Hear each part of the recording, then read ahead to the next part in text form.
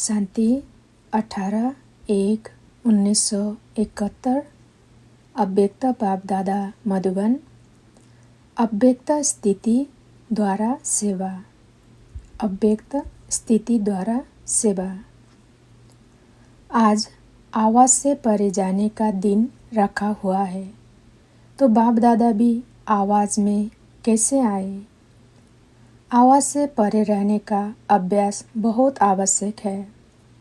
आवाज में आकर जो आत्माओं की सेवा करते हो, उससे अधिक आवाज से परे स्थिति में स्थित होकर सेवा करने से सेवा का प्रत्यक्ष प्रमाण देख सकेंगे।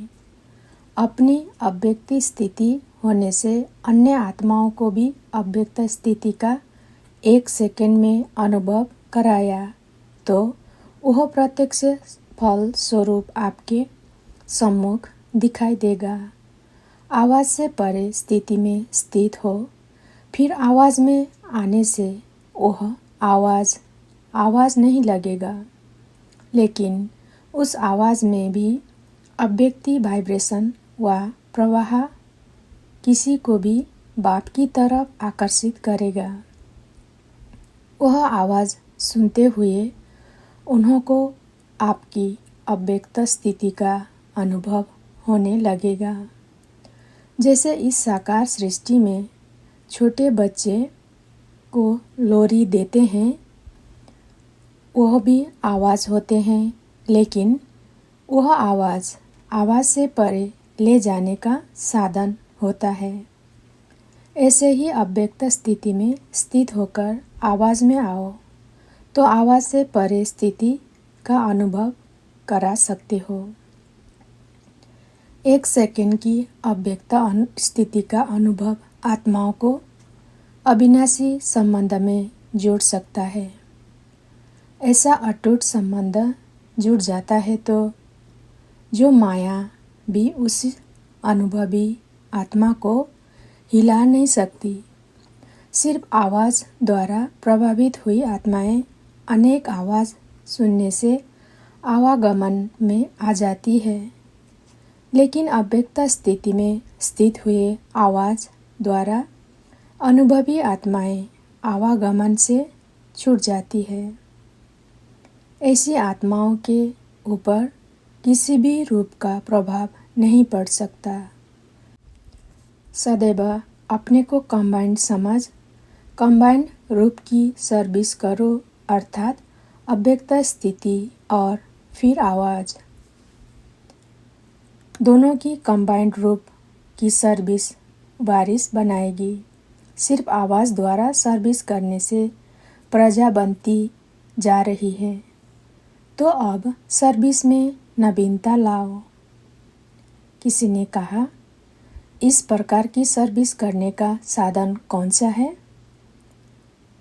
जिस समय सर्विस करते हो उस समय मंथन चलता है, लेकिन याद में मगन यह स्टेज मंथन की स्टेज से कम होती है। दूसरे के तरफ ध्यान अधिक रहता है, अपनी अव्यक्त स्थिति की तरफ ध्यान कम रहता है। इस कारण ज्ञान के विस्तार का प्रभाव पड़ता है, लेकिन लगन में मगन रहने का प्रभाव कम दिखाई देता है। रिजल्ट में यह कहते हैं कि ज्ञान बहुत ऊंचा है, लेकिन मगन रहना है, यह हिम्मत नहीं रखते, क्योंकि अव्यक्त स्थिति द्वारा लगन का अर्थात संबंध जोड़ने का अनुभव नहीं किया है। बाकी थोड़ा कणा दाना लेने से प्रजा बन जाती है। अब के संबंध जुड़ने से ही भविष्य संबंध में आएंगे, नहीं तो प्रजा में। तो नवीनता यही लानी है, जो 1 सेकंड में अव्यक्ति अनुभव द्वारा संबंध जोड़ना है। संबंध और संपर्क दोनों में फर्क है। संपर्क में आते हैं, संबंध में नहीं आते। समझा? आज के दिन अव्यक्त स्थिति का अनुभव किया है।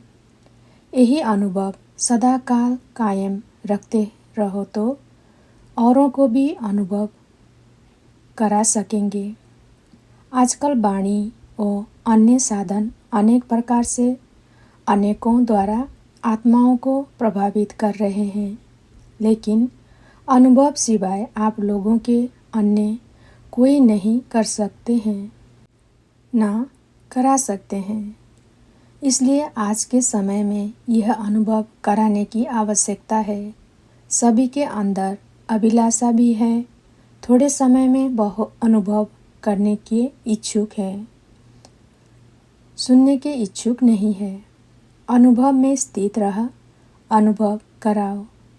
सभी का स्नेह वतन में मिला।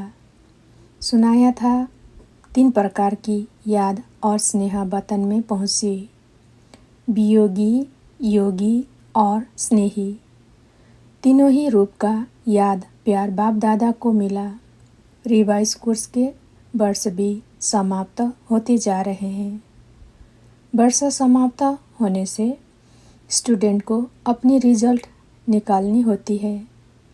तो इस वर्ष की रिजल्ट में हर एक को अपनी कौन सी रिजल्ट निकालनी है, इसकी मुख्य 4 बातें ध्यान रखनी है।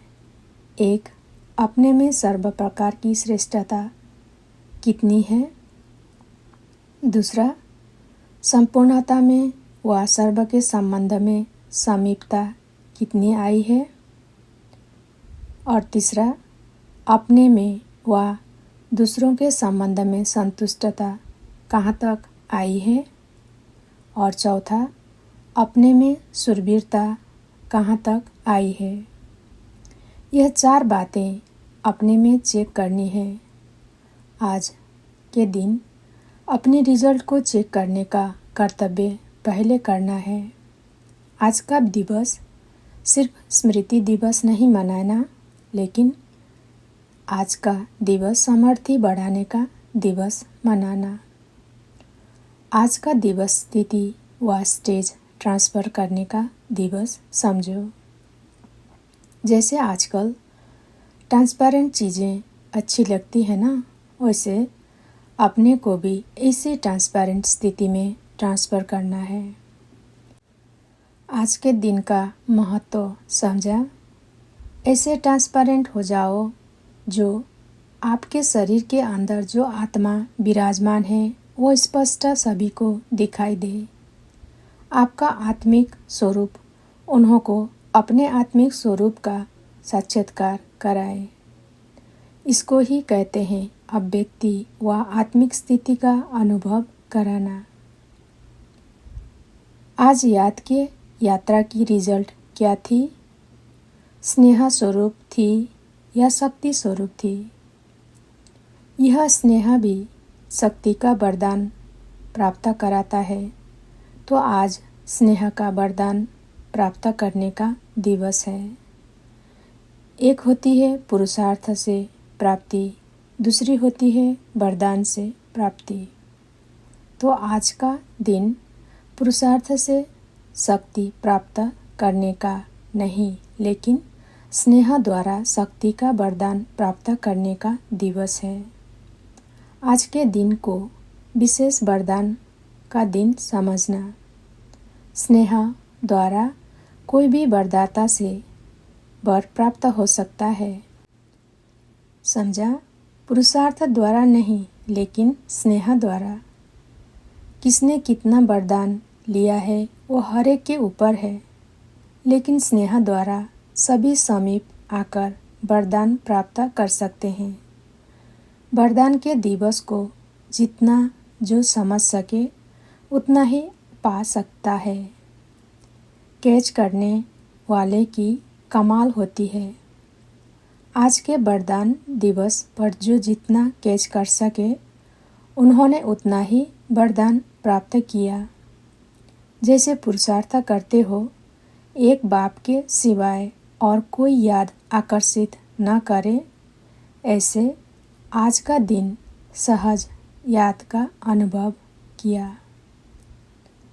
अच्छा, ओम शांति।